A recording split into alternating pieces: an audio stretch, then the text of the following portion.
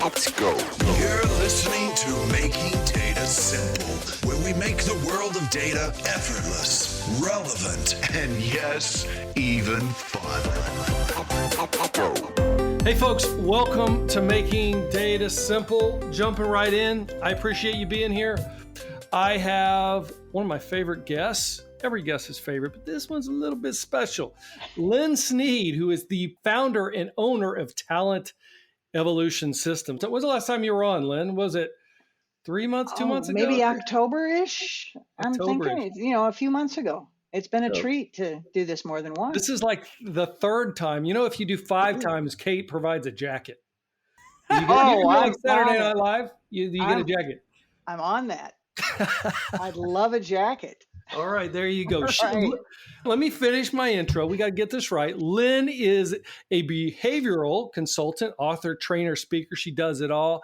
She is a coach that specializes in education, psychology, organizational performance, and is a talent analyst and leadership development coach. The cool thing about Lynne is, and we've talked about this, she may or may not be my coach. You never know. She can predict job performance, fit, success. We have discussions about that quite often. And I don't know, I'll pause there. How are you, Lynne? I am so glad to be back. It is always a treat to have a chance to have a conversation with you, and especially when it's a podcast. And I've had multiple careers. And so there's a few years with one, a few years with the other. If you add them all up, they're definitely more than 20 years. But if you look at just an individual chunk, 15 years might be right. I know you talked about this in October, and surely everybody listened to that podcast. But, tell us where you've been and how you got here. Well, it was an accidental career. I had an amazing opportunity many years ago and landed in the early days of what was then called Franklin Institute. I was employee number 87 with Franklin Institute, which later became Franklin Quest, which then later became, as many of you probably may know, Franklin Covey. So I did 20 years. I refer to that as my 20-year undergraduate degree. And I went from employee number 87 to, by the time I was promoted to vice president many years in, I was one of 5,000 employees. So this was kind of the heyday of Franklin Covey, and just amazing background to be steeped in material from not only Stephen Covey Sr., but Stephen M.R. After the merge was my boss for several years. He's the one who authored Speed of Trust. But Dick Winwood, Hiram Smith, the founders of the Franklin side of the business, they were my bosses, my mentors, my coaches. It was an amazing opportunity for me to be exposed to mentors on all sides that have changed my life. I was writing and developing Franklin and Franklin Covey's project management program and did that for 20 years. But I was loving the individual coaching I was doing with those who had just been promoted to project managers, but without a lot of preparation and help from their organization to make that leap from an individual performer to a manager, a leader of others. And so I went back to school, got a graduate degree in corporate coaching, did some overlap work for a few years with Franklin Covey while I did that. But then I started my own business in 2002, got involved with the assessments that I'm doing to this day that are a fascinating look at individuals and their strengths.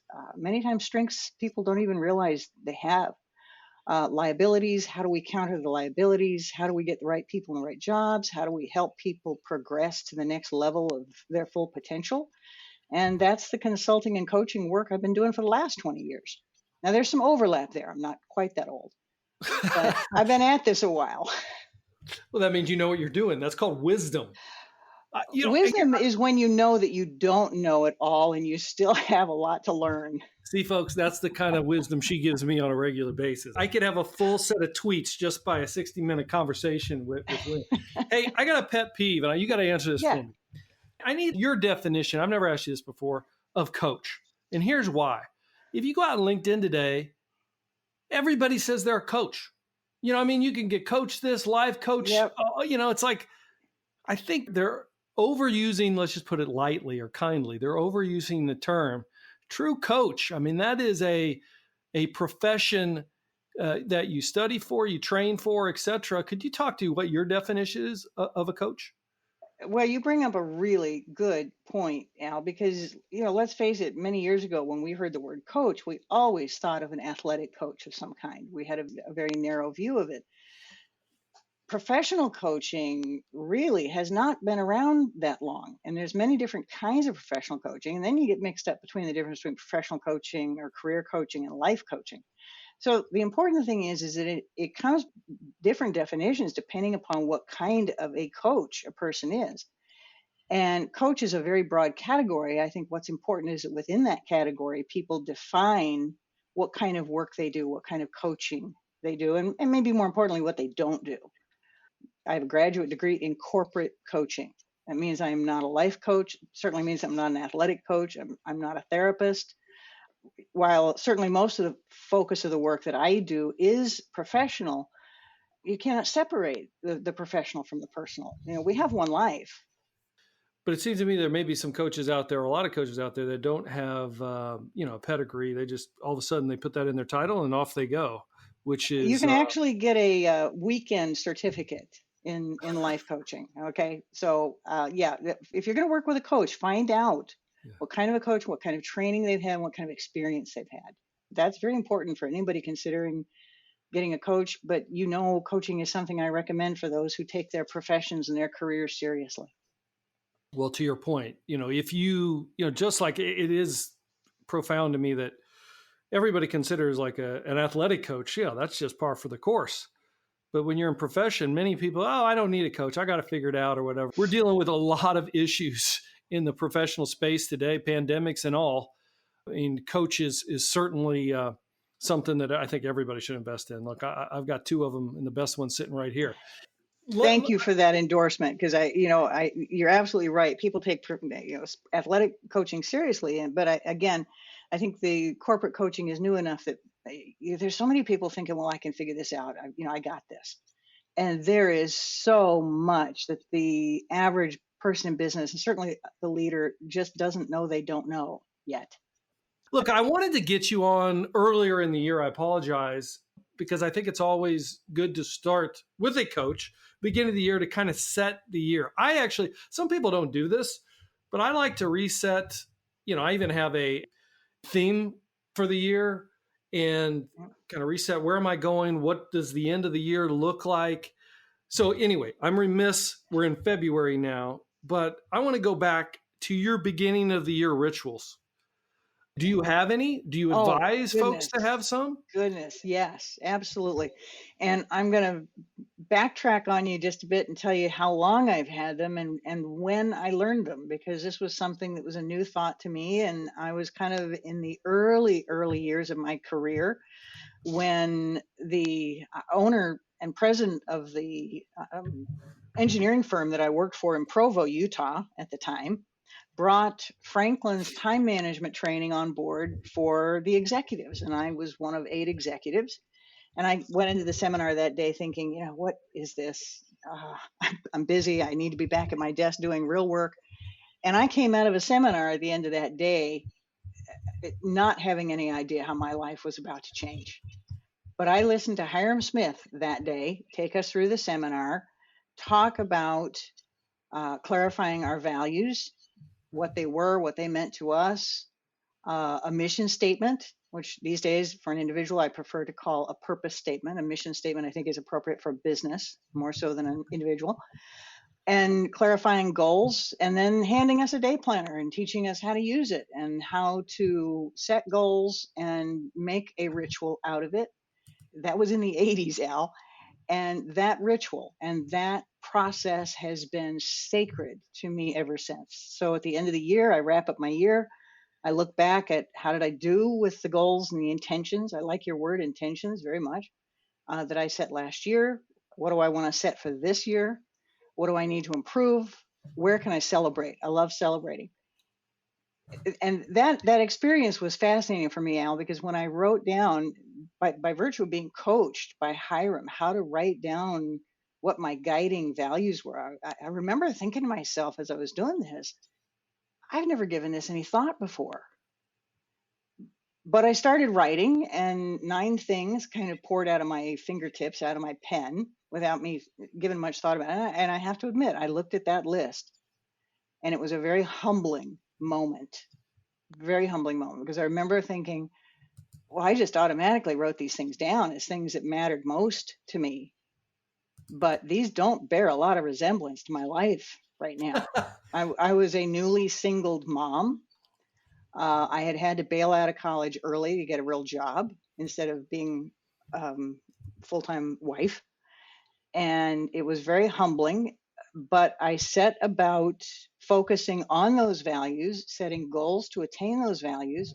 I thought they were 5-year goals at that time. In about 2 years, I met all those goals. I changed my life so dramatically that I kind of refer to it as the before and after version of Lynne. But I wrote down what it meant to be a good mom, what it meant to be a good daughter, what it meant to take my career seriously. I wrote down lifelong learning. I wrote integrity, health, financial security, all the things that most people would write down. But here I am, this many years later in my life, able to look back on what a difference that has made in my life. A couple things on that. One, I was going to give you grief on the day planner. However, because that seems like it's ancient. However, yeah, it does. You know what? I went and 2 of my girls are now using day planners. Like, so it's coming back. What people have realized, and it does feel ancient. A lot of people today think, well, that was my parents' tool. That's nonsense. Look, the technology has taken over most of that. We don't need a paper day planner to do a lot of what was in the day planner. But you know what? The technology doesn't do all of it. There are certain things, a few important things, like the values tracking and the year to year, that it's easy to lose it in some program somewhere. And having that book on your desk can make a big difference for some people. Others are very comfortable with, completely with technology. That day planner, in a different form now, we don't need it for the contact list. We don't need it for the calendar. But where do we put our values, our goals, our purpose statement? Where is all that? I have it printed out right in front of me. That's where I have it. You know what? Good for you. That's where it should be. You were saying all of this stuff, and so I went out to my Lynne folder, and I'm looking at my Lynne folder right now, and I got mission statement, I got values, I've got energy, I got vampires, I have the perfect job, I have bucket lists. It's a lot of material, but it's all very important. Some of it's just getting your thoughts out and to know yourself a little bit better. I mean, look, maybe other people know themselves better than me, but it helps me. And, I think the number one thing of all those for me, you mentioned it. I don't know if it's number one for you, but for me is the value wheel that I created, the values. Yes. Because I can tend to not have balance. Let's put it that way. You get involved with something and you just go crazy on it, and then pretty soon you're out of balance. And guess what's number one on my list? Knowing you, I'm going to guess that family relationships, something about family, is number one for you. Family is number one. Family is number one. Good guess. See, you know me well. Well, how that helps me is when I'm debating about, I got to do this, but my daughter's got this going on. I literally go back to, hey, family is number one. And you know what? I don't care what it does. I say it's number one. I got to act like it's number one. I'm going to go to her, recital or whatever, tonight. And I'm going to devote the time. And yeah, my theme for the year this year is to be intentional. And I'm going to intentionally be there. I've never felt regret of doing that. And that's what my wife says. You never feel bad about doing the right thing. And so it helps me. So I thank you for that. Well said. The writing down our values is, I've coached an awful lot of individuals now. Organizations, they start with a mission, they go to setting strategy, they move from that. There's a little bit more line of sight there than many individuals have. Most individuals, when I ask them, do you have a written purpose statement? Do you have a written statement of your values? They kind of look at me, a little deer in the headlights look. And also, do you have a tool? Do you have a system, a way to track all of that? And system, one of my favorite things to think about with system, a good system saves you serious time, energy, and money. That's what I like to think about when I think of a system. Well, let's dive into that system if you don't mind. I didn't mean to cut you off. Did you have something to finish? Nope. I want Kate to chime in here too, because I can tell she gets sick of me rambling off, so she's like ready to jump in. But Kate, I'll turn it to you. But I'm thinking we take what Lynne just said, line of sight. I want to talk about mission to completion. Since we're starting the year, I've got a new role. And you talk about system. I want to put all that together and what recommendations you would provide me in developing that system to get that line of sight and mission to completion. Kate, what did I miss there? Nothing. Well done. I am a happy camper now, because all that we are talking about is that the organizational process, the system around it, but what we're really talking about at its core is connecting the reason we're here, which, whether you're a company or a person, is your mission or purpose, to being able to celebrate that at the end of the year, right? So that line of sight is so powerful, and it helps make the decisions out and the trade-off analysis like you're talking about. So yeah, you're exactly right, my friend. I wanted to dive into line of sight. You just said something really important, Kate, when you brought up the trade-off analysis, because as I talk to organizations about line of sight, one of the things that I've seen, for my 20 years with Franklin Covey, I was in and out of a different organization, basically 2 weeks out of every month, training for 2 and 3 days at a time, talking to them about what was fun was talking to them about, why do projects fail in your organization? That used to be my lead question when I started a seminar. And boy, was that an earful. And one of the major things that I find in most organizations, and you all tell me if this resonates for you, is that organizations are great about clarifying a mission statement. They're pretty good about coming up with a notebook somewhere, dealing with strategy, and that's about where it falls apart, is sometime right after the strategy is set. And one of the main reasons is leaders in organizations are really horrible at saying no to anything. They're trying to say yes to everything, and too many yeses, too many projects leads to the pitfall right at the get-go.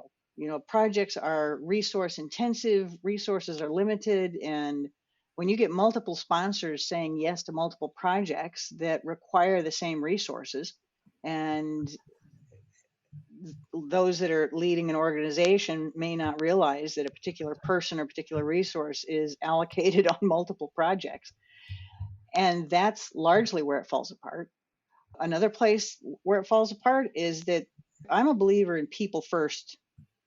One of my business partners and I used to call people first PM, people first project management.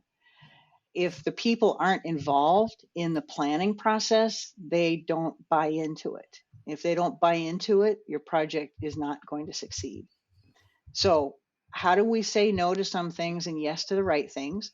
That means we look at a project in terms of return on investment and available resources. We're very select about what we say yes to. And then before we go any further with scope documents, work breakdown structures, things of this nature, we get the right people involved and let the right people help plan the projects.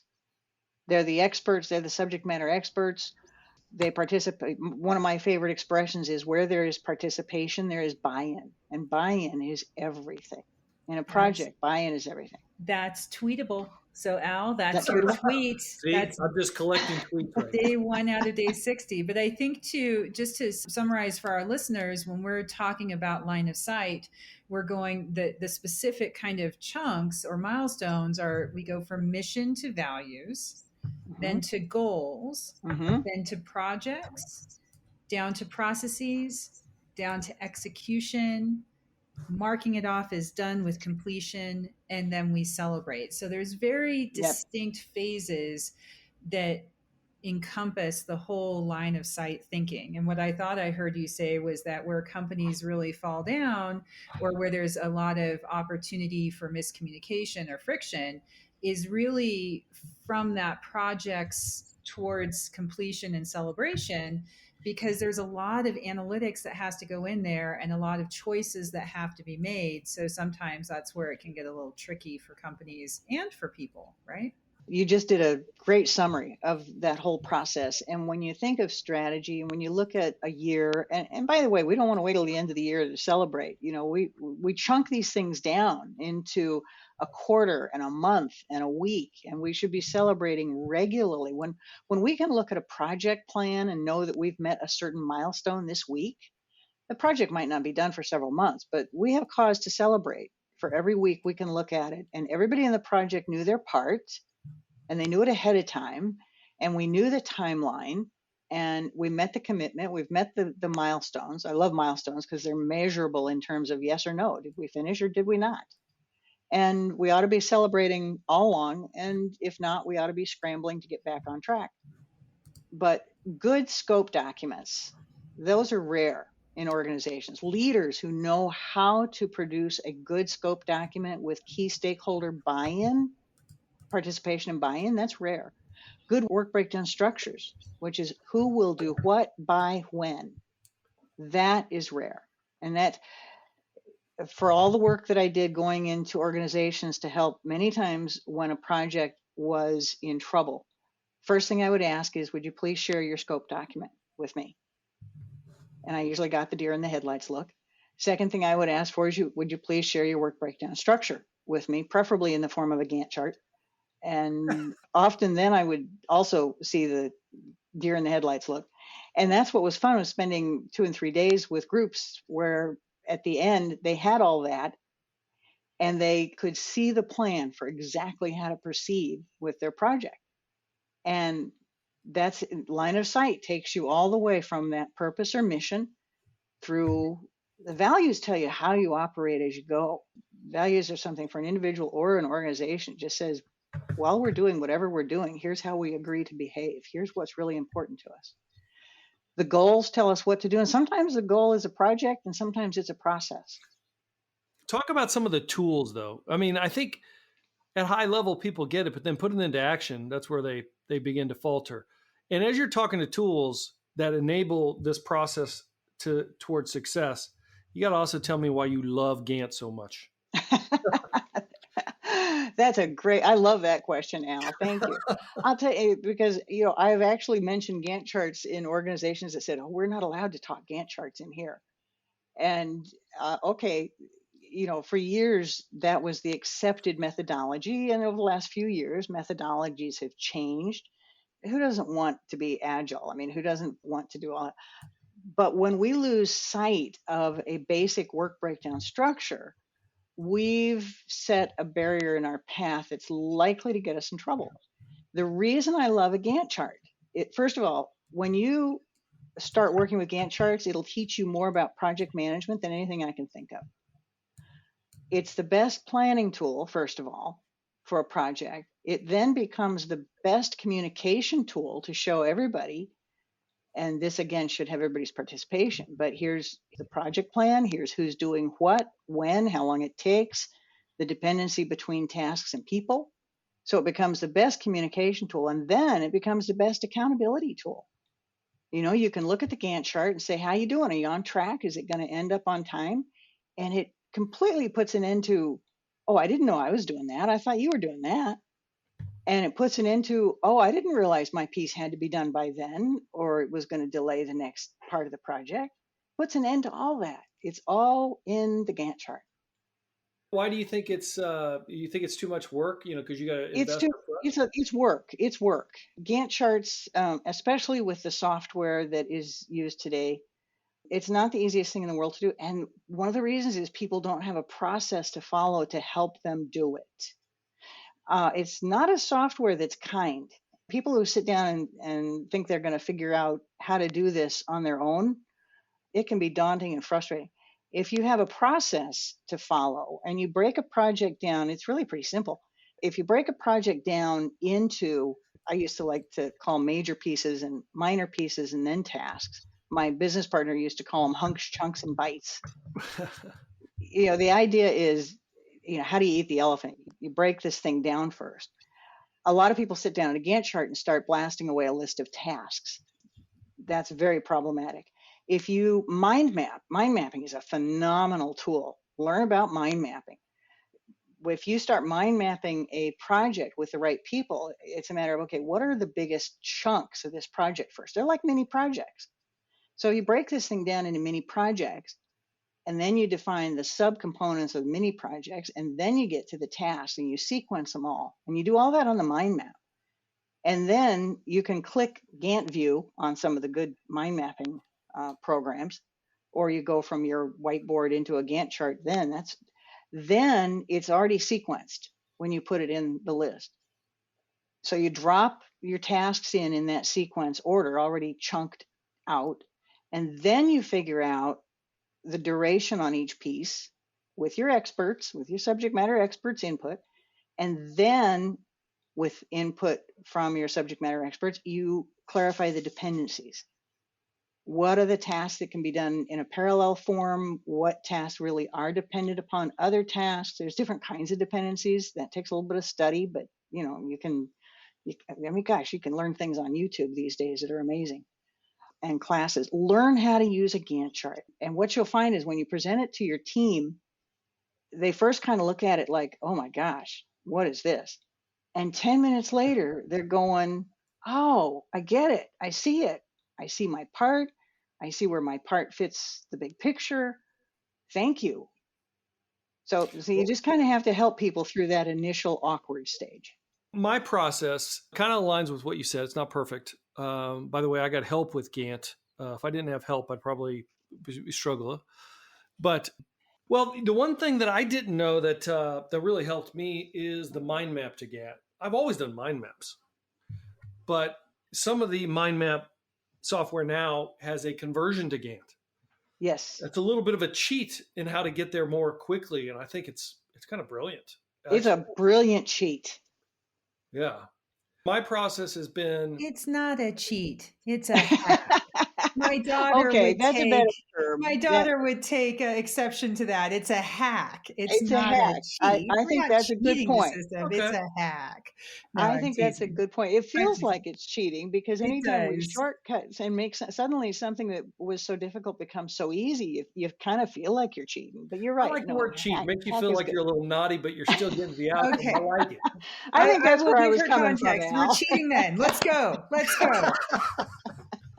My process has been to, and I've learned this over time now. Certainly I have help, so that's of benefit.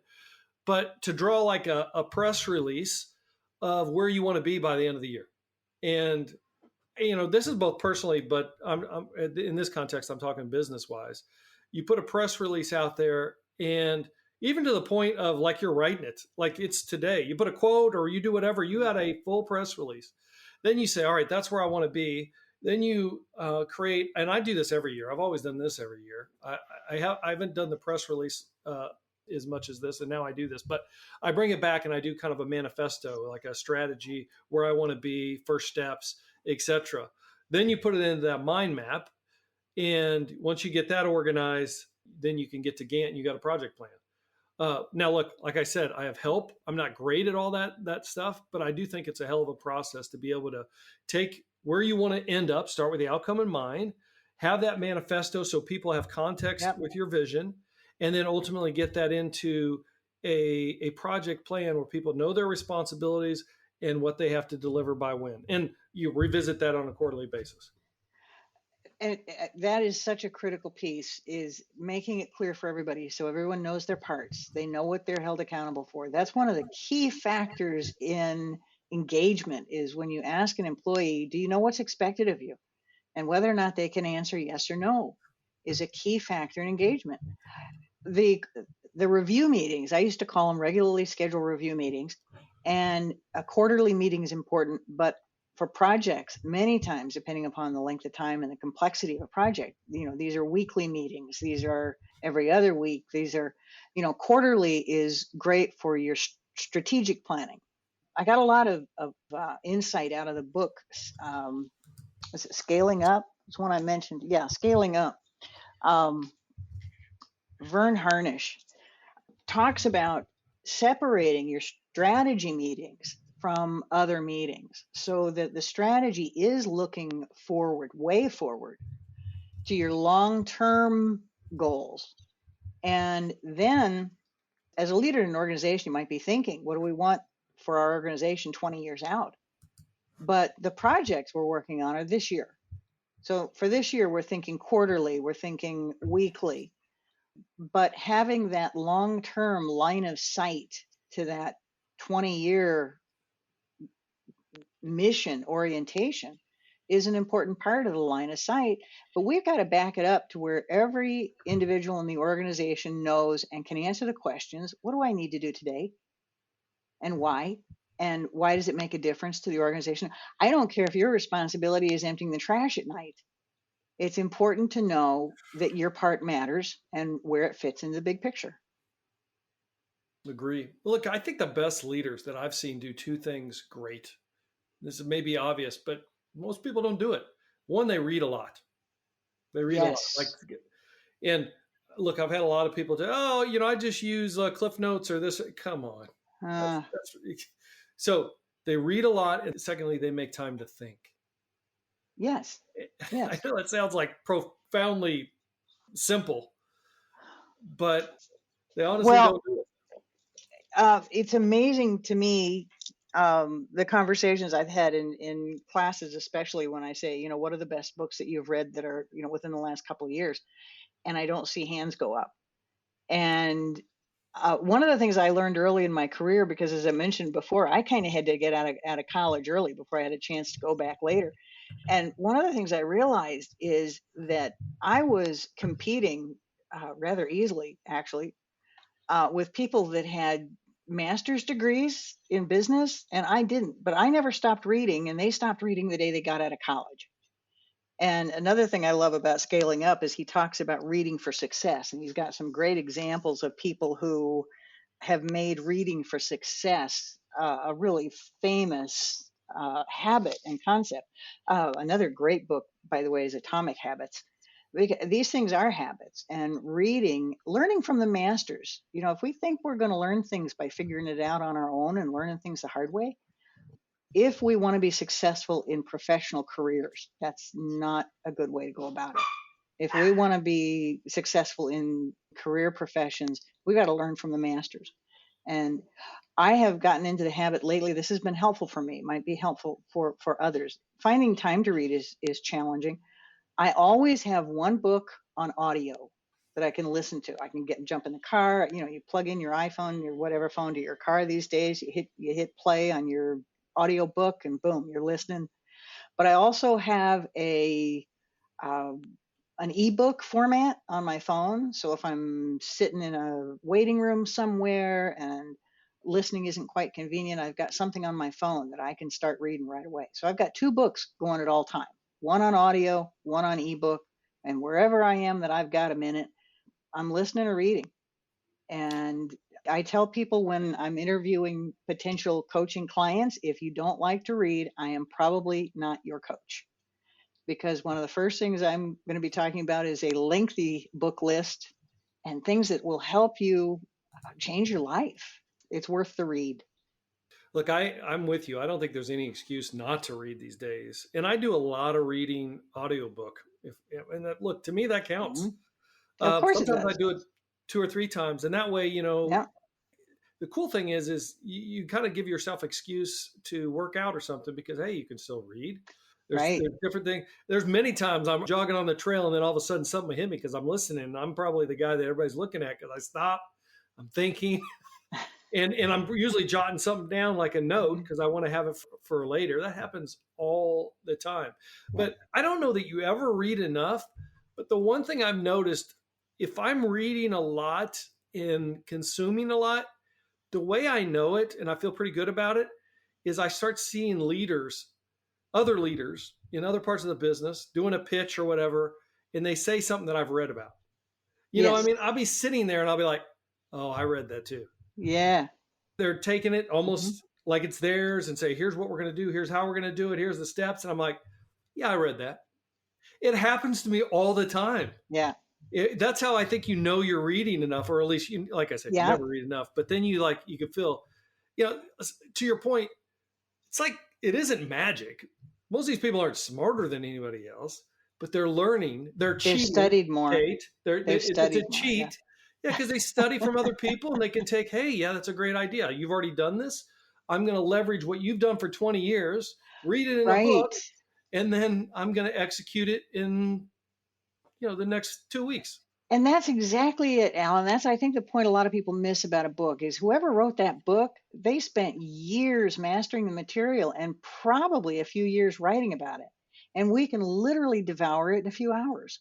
That's amazing when you realize that you're taking someone's lifelong study and learning, maybe not learning it to the degree that they have mastered it, but you're certainly learning a chunk of it. I don't know if I can't name a leader that isn't well read. Hey, moving on, let me ask a question. This is where I struggle. And because I want to dive down a little bit further is how you prioritize. So as you're thinking about your answer, the issue that I think, I don't know, maybe A-type personalities have is, you can do everything because everything needs to be done. And you think you can do everything. You think you can do everything. And you put it on the list. Oh, we can do it. We can do it. And I know Kate's smirking because I have a problem. I'll admit. I need to go get help. But I mean, it's that's also probably who I am. But it's also, I do want to prioritize better so that we can get more done. I mean, it's like almost a slow down to speed up mentality. Right. It's like right. The way I am. It's like I've got this, and I was telling you about this. I've got this pinched nerve in my neck, and I haven't healed yet. But I already started working out again, and my wife is just yelling at me, wait, slow down. I am not meant to slow down. I don't know. And I know I'm probably making it worse. So now I'm taking her advice. But how do you prioritize in business? I have the same issue. This is one of the critical things that, and you said something very important. You said it's just me. We have different styles. We have different behavioral styles. We have different motivation styles that leads us to do things in a different way. Certain ones of us are, we like shiny new objects and we can jump on those pretty quickly. And other people really think about it, process it carefully, think about it. What's the best benefit? What's the best use of my time right now? Is that going to be the best thing to do? Some of us don't think about it. We just dive in. Knowing our styles, knowing our personal behavioral styles, that's an important part of helping ourselves as we learn to prioritize. Because how we prioritize is going to have a lot to do with our individual styles. Is that making sense? It's making sense. So tell me how I solve it. In true to Al's style, Lynne, all that's so just nice. Give me the solution. That's all I want. Tell me. Okay. How to prioritize. So, individuals are really not very different than organizations. When I said a little bit ago, organizations have a nasty habit, or I'll call it a troublesome habit, of saying yes to too many things. And then the resources are diluted and morale is down and the results aren't what we wanted because people are, they've been given 20 assignments at one time. Well, we're no different. If we say yes to too many things at one time, we are diluting our effectiveness. So that line of sight has to help us prioritize based on our goals, our mission, our goals, and our values. You said to me, your first value was family. Well, and what we have to do, and this is the reason the values wheel that you talked about is helpful, is putting each of those kind of on a point of a wheel so it looks a little bit like a wagon wheel. And you can score your values and how you're doing on each one on a 1 to 10, and suddenly you'll see where the flat side of the wheel is. Balancing is one of the toughest things that we do. And when we look at our values wheel and we realize, I've got a few sides over here, a few points that I haven't been paying enough attention to, then we see it's out of balance. And we have to look at how we're prioritizing things. So we have to realize that when we say yes to something, we're saying no to other things. We're clearing space for the thing that we said yes to. Are we saying yes to the right things? It's easier said than done, though. Is that why you're such a huge proponent of Gantt chart? Because when you start going through the Gantt, which makes it hard, is part of the Gantt is A needs to be completed before B, and you start lining things up from that standpoint. That is one of the reasons I am a fan of Gantt charts, but we also have to remember that what a Gantt chart does not do is it doesn't clarify scope. We had to clarify scope before we got to the Gantt chart. And we love to forget that part and just go right for the Gantt chart. It's rarely very successful. What needed to happen before the scope is that we needed to look at a proposal for a project, whether it's a personal idea or an assignment from an organization. We need to look at that and say, what's the return on investment from this project? And what are the required resources for this project, and are they available? So it's return on investment and available resources. And then we need to say, is this a yes or a no? Is this the right project at the right time? And then we can look at sequencing. We might be able to say yes to 5 things. We just can't say yes to 5 things at one time. We can say, okay, this is first, this is second, this is third, this is fourth. Okay, fourth and fifth, those are small. I can maybe, balance those out and do those at the same time. But the sequencing is important. Prioritization, we can't prioritize if we don't have values. How does it fulfill the mission? Hopefully we can look at everything we're doing on a daily basis. And when we ask ourselves, is this helping me fulfill my mission in life or my purpose in life? If we can't answer yes, we're working on something we shouldn't be working on. What's your advice, Case? Shoot it to me. 2 or 3 questions about the task that is facing me to prioritize. Does it need to be done at all? And that goes back to aligning to the mission. Does it need to be done right now? And that can help put it in perspective, which goes back to the mission, right? So that's that line of sight. Does it actually need to be done? Does it need to be done right now? And then for me, which is going to be probably hugely unpopular, is how well does it need to be done? Or AKA, is there a phased approach? Will it advance to my goal of the mission if I complete a chunk of this now versus completing the whole thing? And so how does that allow me to slot it into the priorities? Now that's kind of from a business perspective.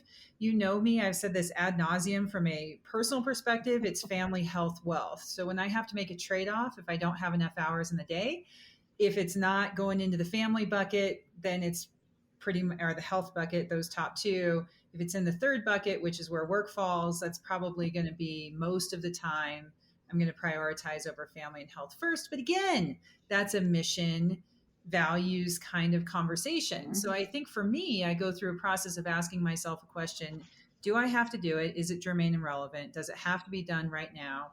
Is there a piece of it that can be done right now? And then the last thing, which I think is an element for type A, is going to your point, Al, is that it feels so good to be the person who says, I got that done. And for me, as a leader, reframing that into, I can help somebody else being successful by giving them a chance to do it and being okay with that. So reframing my expectations of me getting everything done is hugely powerful, because my bandwidth can increase for the skill that I am building, which is to help the organization or my life or my family get along from a different lens. Does that mean that I have to do everything? Or does that mean that I can get a system, a mission, a line of sight to help other people get it done and give them a chance to grow and leapfrog me? That's my point. But how do you inhibit yourself from being lazy? Because does it have to be done right now? Well, maybe tomorrow.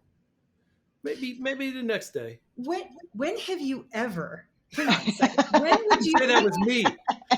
Here's the way I am, and this is no joke. I look at it and I say, I want to add a basement addition to my in my basement.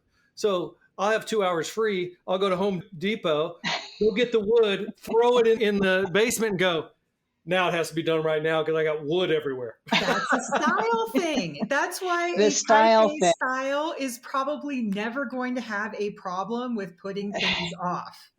Right? So that's where knowing your style is so powerful. A person with that kind of style who says yes to everything is probably not going to have the challenge of being quote unquote lazy. Well, probably true. The style thing is important. And Kate, as you said, and you've really got this down with those questions, the system thing is so Yes. important. Having organizations have systems, that's kind of automatic. But for individuals to think of having personal systems, that's a little bit different for a lot of people. And creating those systems, often those systems are born from our awareness of our values. And often it's one of the reasons I like Atomic Habits so much. I have to tell you, when I started reading Atomic Habits, it was highly recommended to me, and I kind of resisted a bit because, come on, 20 years with Franklin Covey, I hadn't heard enough about habits. I didn't think anybody could teach me too much about habits. And I was only a few pages into Atomic Habits before I realized I had a lot I could learn about building new good habits. And it's been a delightful read. But that's about creating personal systems for ourselves, getting rid of the ones that don't work well, which is saying yes to everything. And knowing our style, some people are prone to that. Others are prone to, hey, I got a comfy sofa to look at. I'm not starting anything right now. That sofa's calling me. So that's a style issue. Knowing our style really helps. And then having systems, systems that are based on furthering our values. One thing I've had to, I guess, there's no figuring it out for me. In other words, you got to keep reinventing your systems. Like you say, you're still reading the book. You just read Atomic Habits again. So I've come to the conclusion that's actually healthy to continue to reinvent yourself, over and over. You see it the same way? That's why we do what we do. Yeah. Somebody that doesn't want to reinvent themselves isn't striving. They're not listening to your podcast. They're not striving to do more and be more, emphasis on be more. But a lot of times we get that by doing more. So we don't want to get into the doing all the time mode. It really is more about being. But who do we want to be? And Kate, I love that you talked about, which is something we don't touch upon enough, the delegation part. What part do you actually have to do? Because nobody else can do what you do. And what part can someone else do? And what part can you actually help train someone else to do? And we do want to help our people leapfrog us. Yes. As leaders, we don't want to be afraid of hiring somebody smarter than us. I want to be surrounded by people who are smarter. I hope they stick with me for a while. But hey, that makes us all look good. And that means we've got results we can celebrate on a regular basis. I don't ever want to be afraid of somebody. I haven't had anybody that worked for me in a capacity where I had a lot of employees since my Franklin Covey days, but I don't ever want to be afraid or have an ego so big that I don't want somebody on my team to be really smart. And like to that point about reinvention, Al, turkeys are done. You cook a turkey till it is done. Humans are being and doing and constantly changing, right? Complete a recipe, you do a Home Depot remodeling project, right? You do the things and they get done. But we are constantly dynamic beings. And I would challenge you to find somebody who has ever figured it out, who has ever been so static for so long. Right? What leaders, what are the mentors? The best biographies that we read are the lightning bolt ones, right? It's not just this stratospheric arc. It's like, oh, they did the things and then they failed. And then they did the things again and then they had a setback. And they constantly had to grow, to evolve and achieve where we see them at different points that are guideposts and opportunities for us to strive to, right? Right. They learned from their setbacks and they kept going anyway. They didn't let it stop them. I mean, that's a Brene Brown being in the arena, just putting yourself out there, and you're going to lose a lot.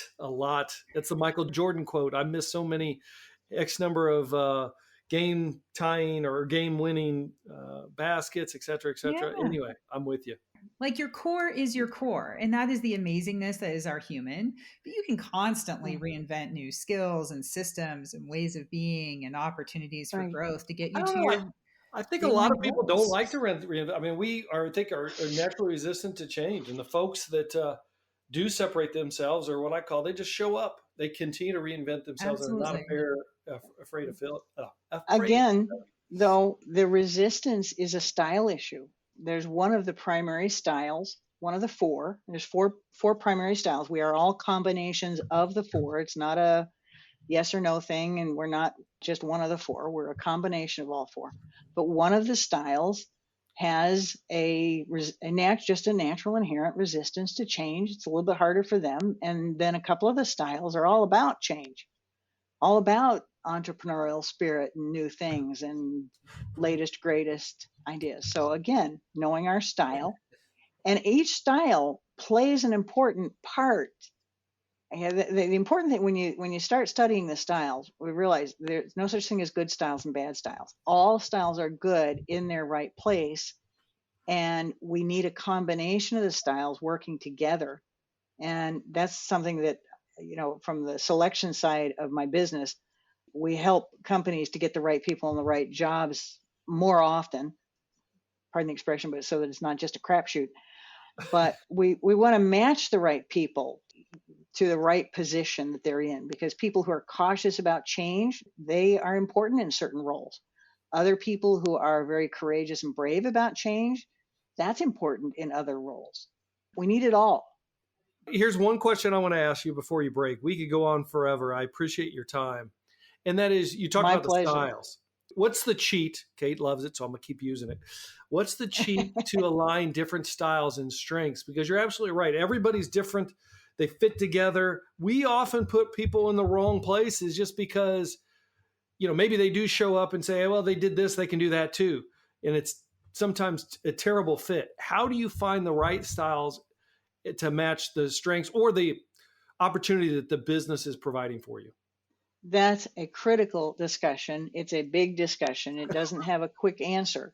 Dang it. But I know. But here, what's important is what you just said. We often just kind of put a person in a role because the person's available and the role needs a body. And that's the worst thing we can do. We really need to look at understanding styles better. We have so many assessments now that are available. Assessments have come so far in the last few years, and there's lots of bad ones, but there are good ones that are valid and approved for hiring and for selection and development that help us literally give the assessment to a role first. It's like giving an assessment to the job and saying, who's the ideal person and style for this job? And then we can run an assessment on the person and literally match them up.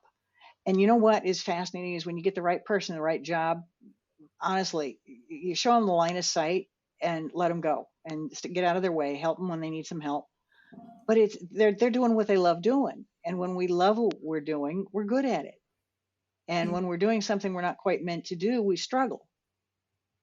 And we haven't talked enough yet about, this could be a whole other session, good leaders, leadership, those who coach and mentor and encourage and are inclusive versus the others who have forgotten that it is about people and nurturing people and bringing the best out of people.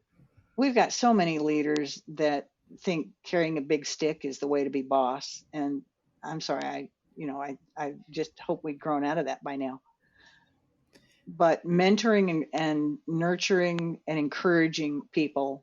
And granted, there's times that we have to realize somebody's in the wrong position and we need to help them find a better spot, one way or another. I think, Al, we could bring it back. It's all about the data. Yeah, there it was. So people and data. We're going to have Lynne back. She's got to get that jacket. I'm going for the jacket. I'm going for the jacket. But people and data, yep. Looking at styles, helping someone see their strength and helping someone see that there are liabilities that I differentiate between weakness and liability. A weakness, we all have weaknesses. As long as you don't need that for the role you're in, who cares? I like to say, so what? And who cares? But if you have a particular thing on your list of weaknesses that happens to be relevant to your role, all right, let's talk about how we get better at that, because we can. So give us a preview for the next session then. Why is data so important? Why can't I use my natural instinct to be able to say, Kate is perfect for this role. We're going to put her in CEO, get it done. Well, when you look at the success rate, sorry to interrupt, but that happens. That's what's happening today in like 80-90% of the decisions. So why do we need to look at data? All you need to do is look at organizations' success rate around hiring, and then look at fully burdened cost of turnover. Look at those two things, and there's the answer to your question. Most organizations, especially when they're hiring leaders, 18 months later, they're not there because it was not a good hire. And when you look at the fact that this is a vast continuum, but the turnover cost, and by fully burdened, I mean you've put every number in it you can think of to calculate in it, which HR department isn't going to do. It's 125% to 900% of the average annual salary of a person. 125% is a hamburger flipper. They can be hired and on the job, running proficiently pretty quickly. 900% is a knowledge worker in an organization that's been there for a long time. And when they walk out the door, there's intellectual property that goes out in their brain that you'll never recoup. So a C-level employee, an IT specialist, when you lose them because lack of engagement, didn't treat them well, somebody made them a better offer, whatever reason, it's 900% of their average annual salary that it's going to cost you to lose that person. And when you match that up to the high rate of hiring failure, we should be looking at some data. Makes sense. There's your preview, folks. Lynne Snead, founder and owner of Talent Evolution Systems. We'll put some links in there for your company, Lynne. Kate, Lynne, any last words? I'll give you the last words. Kate? Thanks. Always a pleasure. Love the debate. Love the conversation. Looking forward to next time. Thank you. I love the conversation with both of you too. It's a pleasure, and going for the jacket. All right. Hey, it is a pleasure talking with you, Lynne. Thank you so much. And thank you all for listening. Thank you. Hit us out, almartintalksdata@gmail.com. We listen, and please rate us on your favorite podcast of choice. Until then, I'll see you on the podcast. See you all. Thanks for listening to the Making Data Simple podcast, where we make data fun. Be sure to visit ibmbigdatahub.com/podcast to access the show notes and uncover even more great episodes. Remember, the views expressed here are those of the host and its guests and do not necessarily represent the views of IBM. Until next time, let's go. Over and out.